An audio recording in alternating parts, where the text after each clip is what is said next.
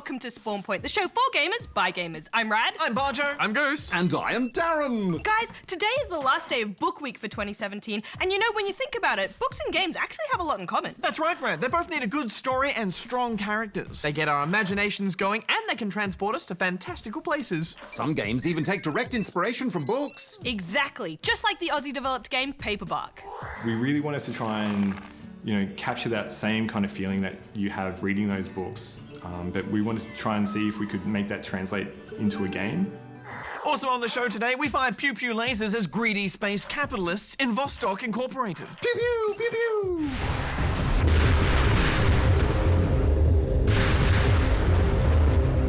And from space to the rolling countryside, we're off on a grand adventure with our Miis in Miitopia.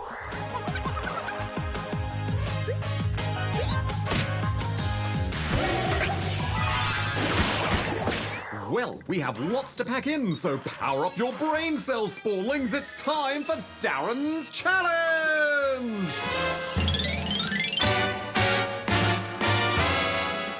Today, I'm asking you this.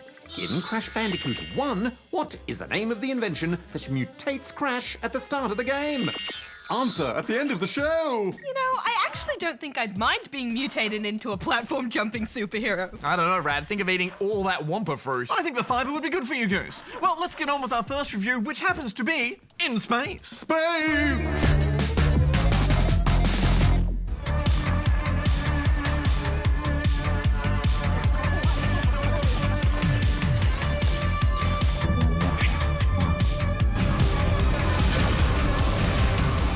If you've ever wanted to be a filthy rich space explorer exploiting alien worlds for profit, then Vostok Inc. is the game for you. Vostok Inc. is a twin-stick shooter combined with an infinite clicker. You fly around from solar system to solar system, landing on planets and developing them so they can provide a constant stream of money, aka moolah. Along the way, you'll earn extra moolah from taking out enemies and clearing asteroids. And once you've earned enough in a solar system, you'll get to take down a big boss and move on to the next system. As time goes on, you earn progressively more moolah, from thousands to billions to quadrillions per second. You know what they say, Darren? You've got to spend moolah to make moolah. As you get richer, you can buy more expensive buildings and upgrade them to make you even richer still. Standard clicker stuff, really, but I loved buying upgrades for my ship, and that gameplay loop of getting richer and then getting stronger is so satisfying. Yeah, and there's tons of tasty upgrades to work towards too. From basics like extra health and money-making skills, to special slow-mo powers and drones. But what you're really gonna want to invest in is your weapons! Affirmative. You have 3 weapon slots you can unlock and fill, each with either a machine gun, a laser, or a rocket weapon. However, when you combine the weapons in each slot, you create brand new types of weapons, leading to a wide variety of different combinations. Yeah, it's great having so many different weapons to discover and play around with, and some are better than others. But I better know which one was your favourite, Darren. Well, I highly doubt that. I'm a robot of varied and unique tastes, Barjo. How could you possibly know what I would like the most? It was the Super Mega Ultra Laser, wasn't it? Oh, affirmative. Charging my Super Mega Ultra Laser!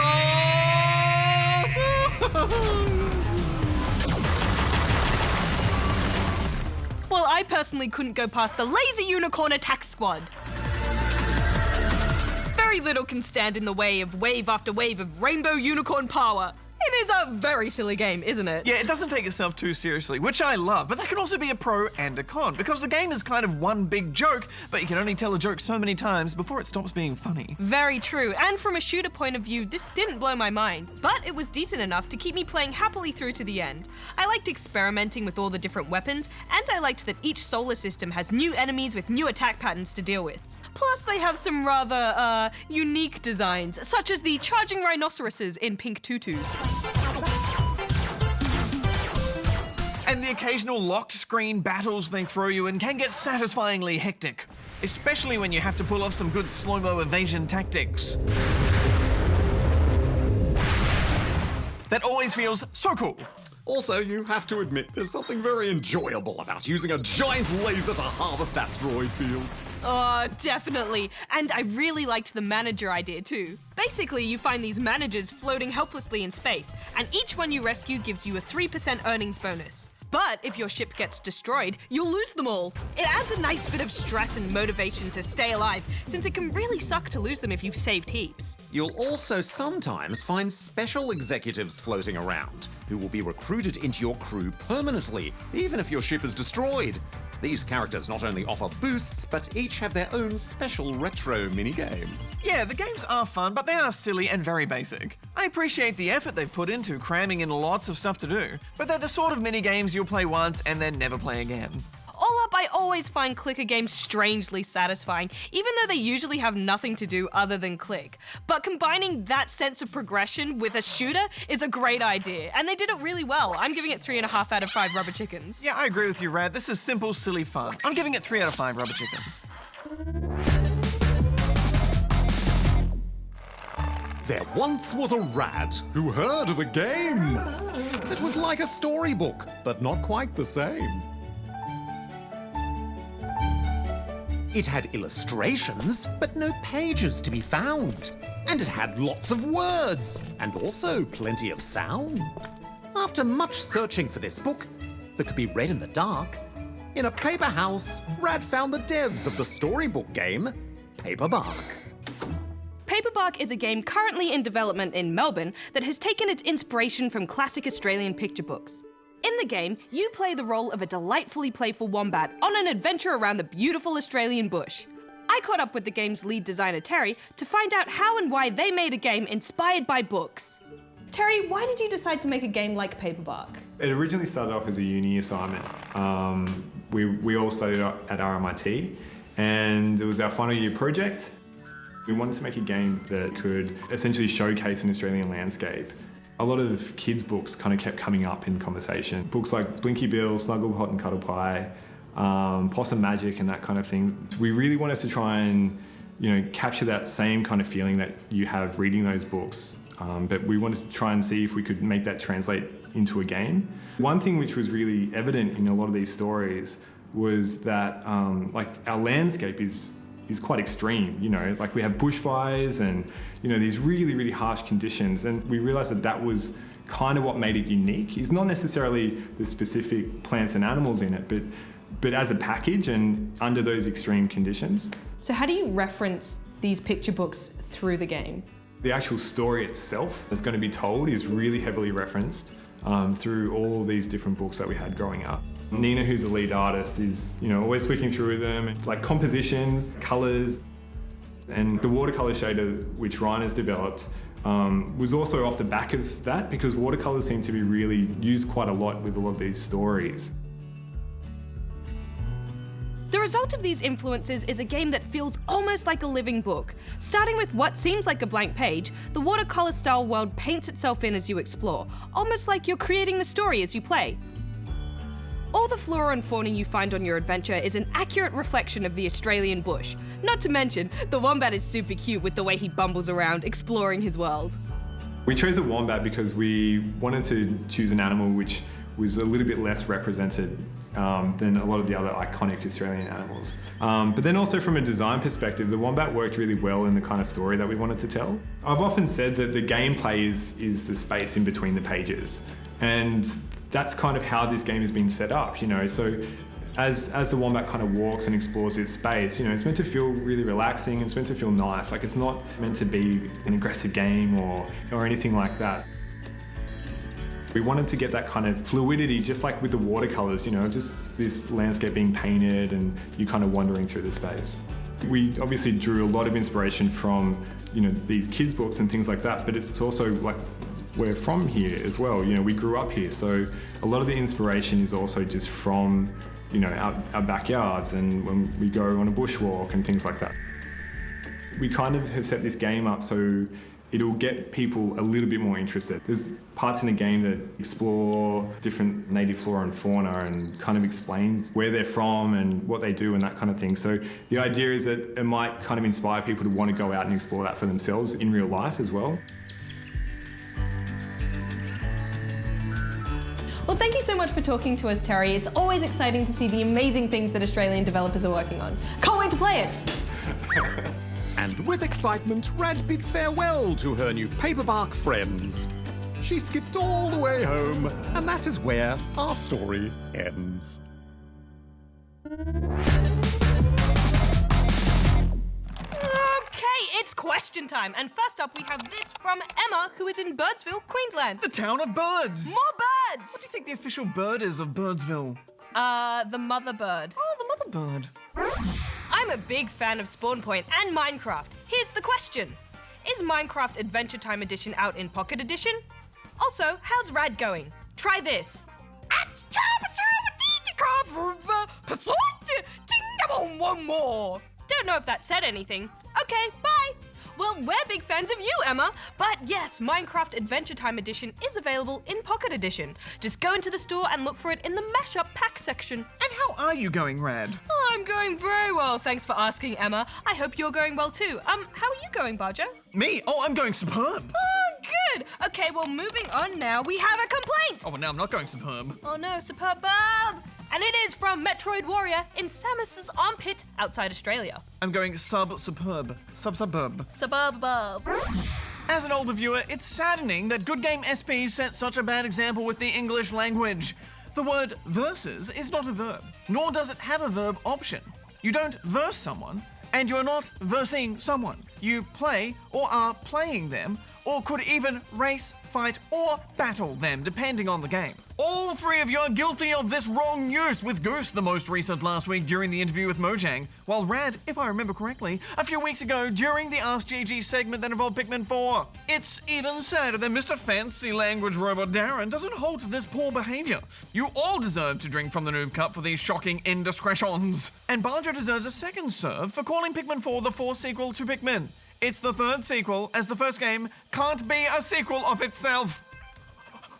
Well, Metroid Warrior, it's always nice to hear from an older spawnling, but I confess I'm hardly a professor of the English language, so apologies if I make any mistakes. Yeah, me too. But as you said, this is really all Darren's fault if you think about it, because he should be the one making us aware when we make those kinds of mistakes. So let's just get him on the old phone and see what he has to say for himself. Don't play Darren's fault. Hello? Hi, Darren. Hello, how can I help you? Well, you could help us by letting us know when we're using the English language incorrectly, buddy. Oh, well, Rad, it's quite impolite to correct someone publicly for small mistakes. Not to mention languages constantly evolve, making enforcing certain strict rules unhelpful to changing norms and behaviours. That would not be considered lit. But was there anything specific you've been struggling with? Well, according to this older spawnling, we use the word versus as a verb, and it's not. Well, that is a perfect example of how language shifts over time. The spawnling is technically correct. However, the Macquarie Dictionary does now officially recognise the words verse and versing as verbs, meaning to play against, due to their common use, particularly amongst the young generation. But it does note that many people, such as Metroid Warrior, do not regard it as correct usage. And honestly, it sounds a bit wrong to me as well. However, if the young commonly use it, then one day the young will become the old who use it, making it a common, valid, and understood use of the word. Aw, snap! Well, fair enough then. But while we're here, the spawnling also called out Barjo for a separate noob offense. I don't think you need to bring that one up. Oh, I think we do. You see, Barjo said that Pikmin 4 was the fourth sequel, but it's actually the third sequel since the first game obviously isn't a sequel. Well, what about Hey Pikmin? Oh yeah, what about Hey Pikmin, Rad? Well, hey, that's a spin-off, so do spin-offs really count as sequels, you know what I mean? Whose side are you on? I'm on the side of truth, Barjo! Well, Hey Pikmin is a spin-off only in terms of game design. It still follows the story of Captain Olimar, making it a sequel in story terms. So I'd say it's acceptable in this case. Oh, thanks, Darren. Fun, My fine. pleasure. Oh, wait, before you go down! Darren! Hello? Do you remember your homework from last week that we gave you? Did you do your homework? Oh, of course I remember, yes. You wanted me to see if I could transfer our Minecraft world from the Java edition to the Windows 10 edition. And could you? Well, I haven't fully succeeded yet, but I've made some progress. However, I'll need to wait for the Better Together update to be released before doing any further testing, since that update may make significant changes that I'll need to adjust for. All right, Darren. Well, the assignment was to do it, not to make progress on it. But, just keep us updated, okay? Oh, will do, Rad. Goodbye. Thanks, Darren. Bye. Well, let's move on now to a video question, which comes from Alexander. Hello, Good Game Spawn Point. I have a few questions to ask. 1. Can you give me some Super Mario Run tips? 2. What is your favourite game in Roblox?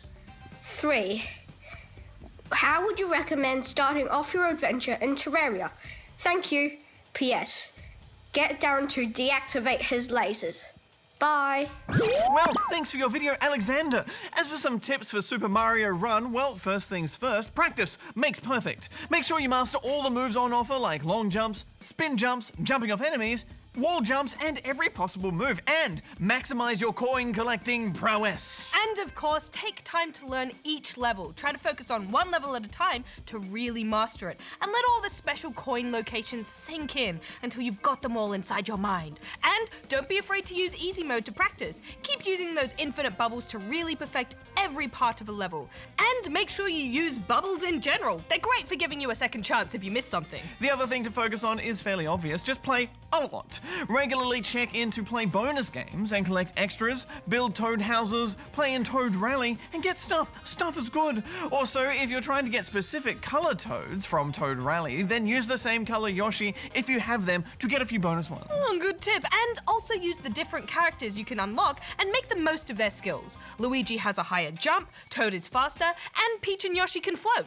Using the right character in certain levels can really help out. As for our favorite game in Roblox, well, to be honest, I don't play it that regularly, so I can't say I have a favorite. Yeah, me neither. I've only really messed around with it a little bit, but we'd be super keen to hear what some of you spawnlings have as your favorite games. Indeed. And as for starting in Terraria, well, if you're new and starting from scratch, before you even begin, choose the normal difficulty and go with a small world. That will make it easier for you to learn the ropes. And once you've started, the first thing to do is harvest a bit of wood and build yourself your first house. And just try and survive the night.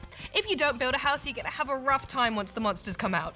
Then, from that point, craft yourself the essential tools, weapons, and things like anvils and furnaces. Then just go explore and start mastering your world. Make sure you have loads of torches and start digging down at an angle, of course. Digging down straight is always a bad idea. It makes it harder to get back in. Yeah, you can get stuck really easy. It's also a good idea to build a few houses near your starting area. These will get populated with NPCs who can provide services like shops. But hopefully with those tips, you'll quickly master the basics and become a seasoned Terrarian in no time. Seasoned with a good bit of salt and pepper. Thanks so much for your question, Alexander. We love getting these video questions, so if you've got something to ask us, you should totally record it and go here and send it in. What's your favorite seasoning, Rad? Paprika! Oh, it's fun to say, isn't it? Yeah, it isn't it? Paprika! What about you? I like oregano. Oregano! Oregano? Oregano. Don't know. Miitopia is a role-playing game for 3DS that puts me avatars in an adventure which sees good and evil face off. Also, people's faces come off. That too. You play as an adventuring hero who is tasked with returning stolen faces to poor, unsuspecting townsfolk. That's right, a Dark Lord has taken people's faces and put them onto monsters instead. Ugh. You have to battle these monsters in order to release the faces and return them to their rightful owners. It's all a bit odd. Yeah, it's very odd and just the littlest bit horrifying, but there's a fantastic sense of fun too. Affirmative. As soon as you begin, you can populate virtually every character of the game with custom faces that you either make or that other people have made. And this is the big draw card to the game because there's a whole range of weird and wonderful faces to choose from. It adds a great sense of novelty to the world and helps make it your own. Custom characters? Oh, did you put me in the game? You betcha! Behold the Dark Lord Darren!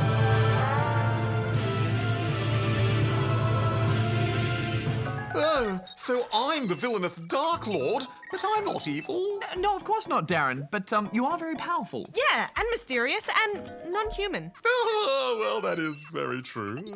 In order to defeat the Dark Lord, you'll need to put together a party. Each member can have a different class, which gives them different skills to use in battle and cool special outfits. And there's some fun options aside from your standard warrior and mage. Yeah, you can be a chef and cook healing meals for your teammates, or you can be a pop star and sing tunes to distract your enemies. I love the sense of silliness in this game. It's just good fun. Yeah, totally. There's also a few special characters scattered throughout the game. May I introduce the Great Sage Goose? Mysterious. Once you've got your party together, it's time to set out into Miitopia and begin returning faces to the townsfolk. You have the option of turning on auto attack, which speeds up fights considerably. Auto attack takes care of 90% of the battle, but there are still a few things you can control. For example, you can use sprinkles on your characters to refill their health and mana bars. There's also a safe spot which you can move injured or compromised characters into. And I really like this because it was an easy way to regen my characters and keep them protected so I don't run out of sprinkles. Your team will also use skills that help each other. All your characters can build relationships with one another, and the higher level the relationship, the more special skills available. You can increase these relationships by putting characters in a room together when you reach an inn. Affirmative. The inn is a natural stopping point in your adventures where you can feed your Miis to increase their stats, buy them new gear, play games to earn more money, or check in on their relationships. It is still very odd watching the Miis run about with their unique brand of humour. I usually don't find them that enjoyable, but I really liked them in this game. Yeah, me too. It kind of felt like they were just weird enough to be fun without being too weird, so it left the game feeling enjoyably strange. But you do have to embrace the grind. Absolutely. You'll be focused on leveling up your characters and their relationships for the most part. But I guess Miitopia isn't meant to be challenging. It's more something to pass the time with, like a mobile game. There's not too much to do and it can get a bit repetitive, but hey, sometimes that can be a really fun type of game. And while I did have a lot of fun here, I'm still not sure there was enough game to justify that price tag. Yeah, I know what you mean. At times it felt more like a compilation of mini-games and bemusing encounters rather than an actual game itself, or with a light RPG skin. Miitopia does occasionally ask you if you want to keep playing or if you want to stop for now, which does suggest it was designed to be enjoyed in short bursts. It feels pretty mindless, but at the same time, I think it's one of the most personally enjoyable things I've ever played on 3DS. It just put me in a good mood. I'm giving Miitopia 3.5 out of 5 rubber chickens. Yeah, I do feel like I spent too much time watching things happen instead of actually playing the game, but it is still very charming, so I'm giving it 3 out of 5 rubber chickens. Who do you think's me was the cutest? Mine. Yeah, it's fair enough. Barjo's was a bit weird. It was pretty weird. Affirmative. Darren, it is time for the answer to your challenge. Affirmative! At the start of the show, I asked you this. In Crash Bandicoot, what is the name of the invention that mutates Crash at the start of the game? And the answer is the Evolvo Ray. Oh, because it made him evolve. Oh, yes, of course. Speaking of highly evolved animals, next week on the show we go super fast with Sonic Mania.